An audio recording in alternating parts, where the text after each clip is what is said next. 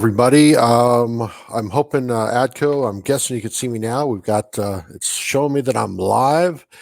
And this is kind of exciting for me here, folks, because I've been looking for something like this for a while that doesn't take a ton of technology to do. And that's where I can go live on Facebook and YouTube at the same time. And that's what we're doing right now. And while I'm going to let you know over on my right hand side, there's a chat, and I'm not sure that I'm going to be able to necessarily jump in on that quite as frequently. But those out there, if anybody wants to jump in and make sure that let me know if they can hear me or not. And everything's working good. Since this is the first time I've used this software, and we are looking to get things going. So Adco says we are live. Wonderful. Thank you, everyone. So my name is Bill Hood. I'm with Velocity Group and the Trucking MBA, and I want to kind of put a couple things out there to get started. First off, I wouldn't have the Super Geek headset on, but where my microphone stand, where the second half of the clip here that goes on here broke. So this is kind of like, having that extra security here, having the headset so I can do this. So got that. Then the other thing is, no, I have not had a stroke. I have a condition that I randomly get some swelling, and I try not to let it limit me in terms of what I do out there. So sometimes you'll see me and I'll look like the Elephant Man. Other times you'll see me and I'll just be my regular old ugly self. So don't call 911 thinking I had a stroke, and the slurring's probably from the alcohol that I've been drinking. Just actually kidding about that. So, hey, my lovely wife is on there from YouTube. Great. Hi, baby. Thanks for letting me know the audio sounds good. So let's get started here. And why I wanted to do this show. I've been doing quite a few broadcasts since mid-December, and did another one tonight on the Clearinghouse. And it started out helping to train people, and then it really started to get into, okay, we got some problems here. How are we going to work through this? Don't stress out. The big thing that we really wanted to get out there was January 6th was not a deadline, that it was just an opening. And we have literally well over 500 people had come through the various presentations over the past, I think, 3 or 4 weeks. So that's great. We were able to get a lot of the messages out there. Most of them were active carriers, had very few people just getting started before their authority went active. And there's something that struck out at me that was a fairly common theme as we went through all the different presentations.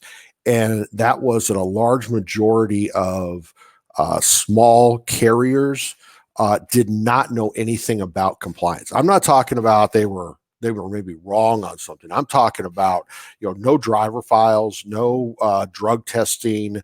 I don't have to do that. I'm just an independent owner operator. I don't have to do drug testing. Well, yes, you do. Well, no, somebody on Facebook told me I didn't have to do that. Well, great. Is Facebook going to, pay your fine when you get audited by the DOT? So what I wanted to do is kind of get started with this and kind of talk a little bit about this, because here's the thing. We're all concerned about insurance rates, right? I mean, we don't own a trucking company anymore, and we work with a lot of small carriers. Well, a carrier going out of business on our side because their insurance rates got too high means we lose a customer, and it's much easier to retain a customer than to bring a new customer on. So insurance rates rising impact everybody in the industry.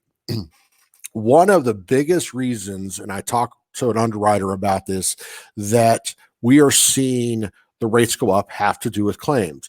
And in the small carrier market, we're not talking about the nuclear verdicts of $10 million or more that we see with Werner and some of these other organizations. We're talking about, and I'm going to give a great example because I asked the person about this to say what they would think they would see now.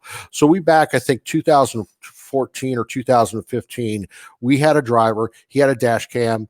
I believe he had a dash cam. Going through a toll. I believe it was the 80-90 toll coming out of Illinois going into Indiana. And if any of you know that's, you got the tolls and then it splits out, or it's comes down into lanes. So you have it all split out, then it comes down into lanes. I think it takes like 3-to-1 down to it. And he was in the center lane and driving straight through, and a motorist came and hit the wheels of his trailer. Okay. If I remember right in the loss runs, first off, the motorist was cited by the highway patrol. No fault was assigned to the driver. So everything that came back was this was the motorist's fault. This was the truck was ahead of them. They came over, and whatever happened, we have no idea there. The claim was just under 10,000, or the settlement was just under $10,000 to the automobile. I think there was about $4,000 to the automobile, and between the passenger and the driver, they got about $6,000 in medical and pain and suffering. Okay, it's just what happens out there in the trucking industry. They don't fight that quite as much. Today, they're saying that would be a $25,000 settlement. Same scenario. So it's not always just the nuclear verdict. Somebody was, there was a fatality or somebody was crippled. It's for the small carrier. It's those $5,000-$10,000 settlements that are now $20,000, $25,000, $30,000 that are really impacting that segment. One of the reasons that insurance companies are willing to settle even when they believe that it's not the carrier's fault is because it's a well-known it's something that's well known within the industry, within the insurance industry, that most small carriers are not set up properly in compliance. So what that insurance company is doing is they don't necessarily want to press the issue. What they want to do is, because they don't know that if they press the issue, does that carrier have a driver file and drug testing? Does that carrier's been around 4 years? Have they done their annual reviews? There's so many things in terms of compliance that the insurance company doesn't necessarily know and can't necessarily afford.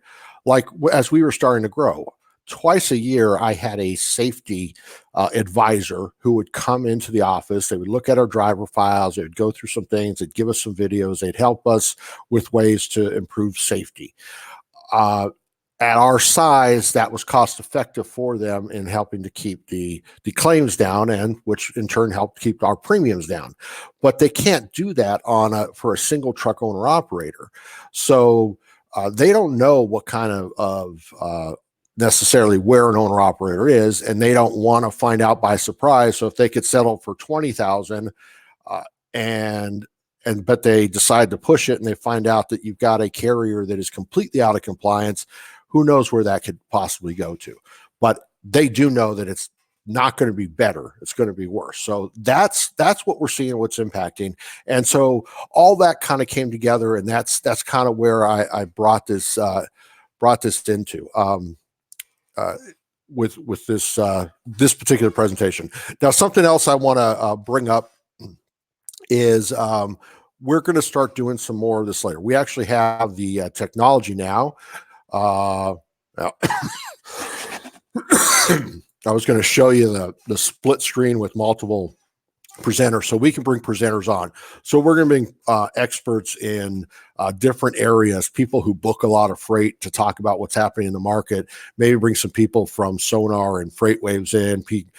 People. I just talked this morning to a guy who's an IFTA expert that is excited about coming in here. So we'll have the ability to start doing some of these presentations where we're bringing some experts in other areas and have discussions about that. So we're excited about that as well.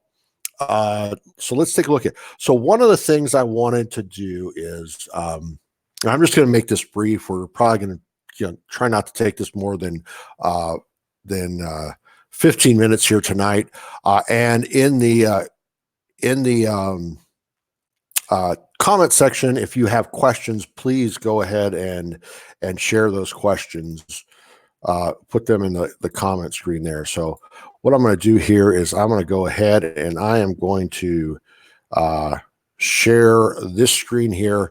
Now, what we have here is this is a file that we send out to people for free. So if you I don't know if Lauren is able to type or not, but Lauren, if you could type my email address in the comment section there, if you would like our driver qualification file, we'd be happy to email it to you for free. We will not charge you for this.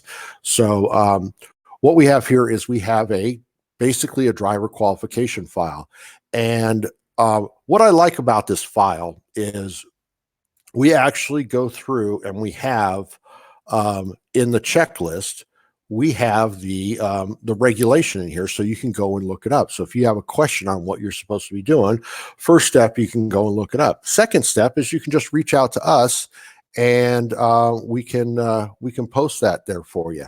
So that's the first thing I like about this is that you're able to. Excuse me a second. She may have dropped off. I know she's out running around with the dog, so we'll drop. There is my email address if you want a copy of this or you have some other questions. So yeah, so you can drop in there and you can take a look at it. And if you don't understand it, because we all know, right, the FMCSA, the way they write things is clear as mud. So if you have questions, you can give us a call. We are. It feels like we're constantly on the phone with the FMCSA or a DOT officer, and that's not the case. That's exaggerating that. But we spend a lot of time, and Lauren has a lot of contacts in various states of DOT officers that she has met over the years during what I call the bad boy audits. We got the new entrant audits, and then we got the bad boy audits where somebody's gotten in trouble. So this driver qualification file, it starts out with a checklist and has everything that you need to have in here. There's a couple things that is missing that you're supposed to do or that we recommend you do.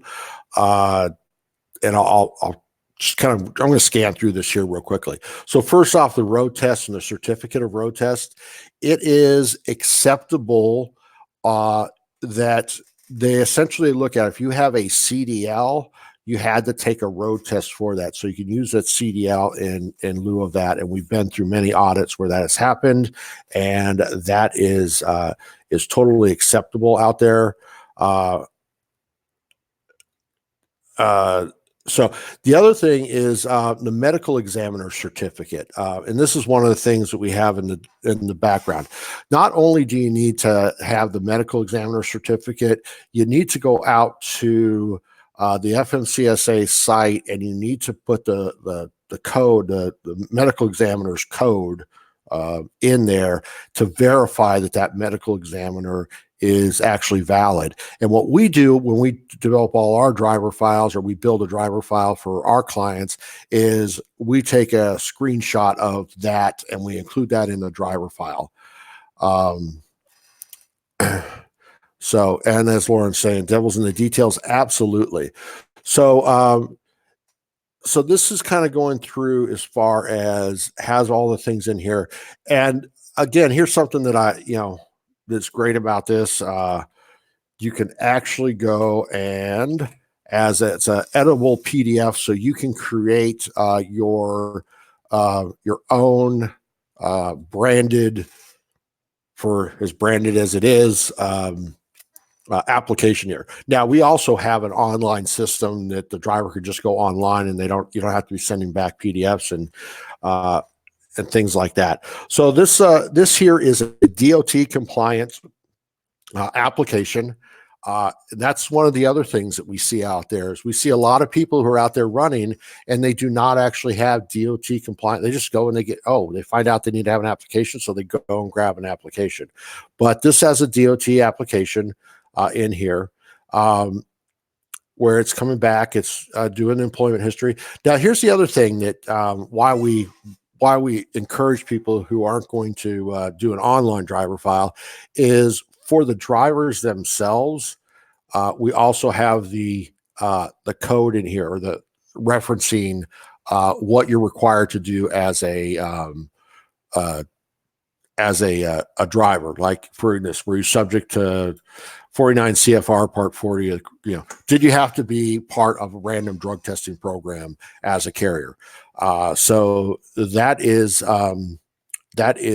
all in here. So all the questions you get asked, as well as coming down through here. Now, the one thing it's missing is the the blanket questionnaire, we'll get that added, but the blanket, not questionnaire, the blanket statement that allows you to do the minimal query on the clearinghouse, where every year you have to go in and you have to check that if the driver's name's in there or not. If it goes to a full query, then the driver has to sign off on it electronically. But if you get the blanket query, you don't have to get a check with them every year on that. So this is, runs down through here as far as goes through all the certificates, continuing with the application. And then we even have the forms to fill out so that you can send off to do the background checks with the companies in here, to send those off to the companies. Information, we have the information here that so you can go and run the MVR as far as on the driver, because that's a requirement. As far as run the MVR, this is a sample medical examiner certificate. And then, if you do a road test, we have a sample road test in here, and then a certificate of driver's road tests, and that you can put to give the driver to put in it. And then we even have the documents that you can use to for your annual driver's review. So every year the driver has to fill out their annual certificate of violations. And again, all of these are fillable PDF, and the motor carrier. And I didn't even realize this. You type in the name in one place and it's going to pre-populate down the other. So it saves you some time. Guess we were a little more efficient than I thought. So, we have that we can send out to everybody, and wanted to just kind of get started here saying it is critically important as you're talking with people and as you see people out there that you talk. If you think you're not, as an independent owner operator, if you think you are not required to do something that a 10 truck carrier is supposed to do, you're probably wrong. About the only thing that you don't have to do if you're an independent owner operator that a 2 truck carrier has to do is you don't have to have reasonable suspicion training or supervisory training. And that's the other thing, small carriers, how many do not have supervisory training? Even somebody who has they're not a driver and they hire a driver and they're 1 truck, that owner has to take supervisory training and be certified on that. And again, if you're in that place where you haven't done that and you need to do that, email me. I have a really, really bad video, but I'll send that out to you, send the link to where it is, and you go do that. And we don't charge anything for that. So you can get that for free. So yeah, so there's just a lot of bad information out there, and it's impacting all of us. And I even include myself, because when we lose customers, that impacts me. But it's impacting all of us out there because so many owner operators are out there without the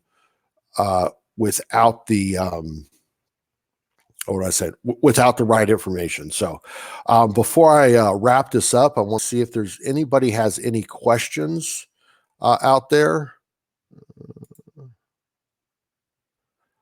So as Lauren says, there's no need to do a road test if you have a CDL. So that's absolutely correct out there. So, so that is actually, you can use that in lieu of your road test. So I'm not seeing anybody jumping in with any questions. Again, like I said, we'll probably end up with a regular schedule that we do this so that you can kind of see this coming out, but we wanted to get some of that information out there. And if you have other questions, or you have maybe a topic that you would like us to go in more detail, feel free to, send me an email, get into YouTube or into Facebook and put it in the comments in there after this is posted up there, and we look at everything and we respond to people, and we will do our best to bring that up either as a full presentation or as a partial one out there. So all right, accolades there we go, great information. Thank you, Adco. again, everyone, thank you for joining in here tonight, and I look forward to doing many more of these. All right, have a good night.